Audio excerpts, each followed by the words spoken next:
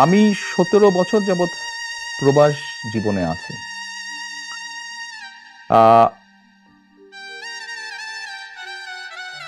111 তথাকথিত 111 সরকারের সময় যেই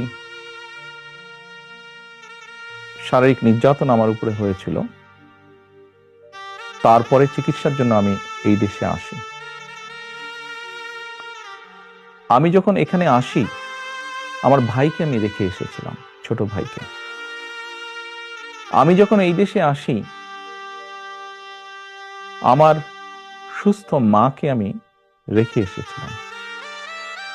একটি ঘর রেখে এসেছিলাম, যেই ঘরে আমি এবং আমার ছোট ভাই বড় হয়েছি, যেই ঘরে আমার বাবার স্মৃতি ছিল, যেই ঘরে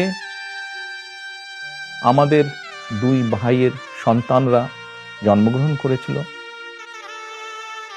যেই ঘরে আমার মায়ের বহু স্মৃতি ছিল,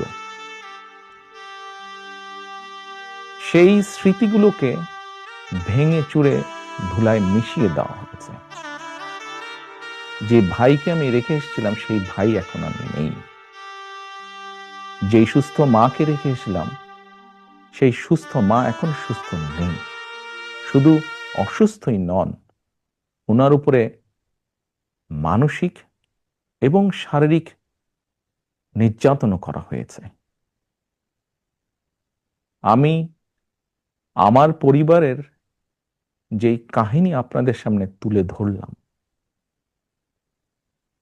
এটিকে আপনারা কাহিনী বলুন বা সংগ্রাম বলুন, যেটাই বলুন না কেন, এটি শুধু আমার কাহিনী না বা আমার পরিবারের কাহিনী না।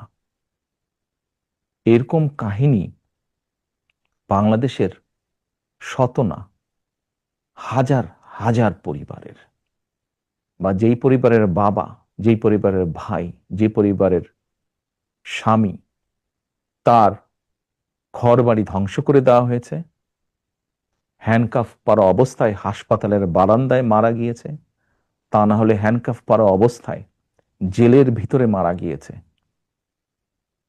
সহায় সম্পত্তি ধ্বংস করে দেওয়া হয়েছে। এই সকল অন্যায়, এই সকল হত্যা, এই সকল নির্যাতনের জন্য যারা দায়ী,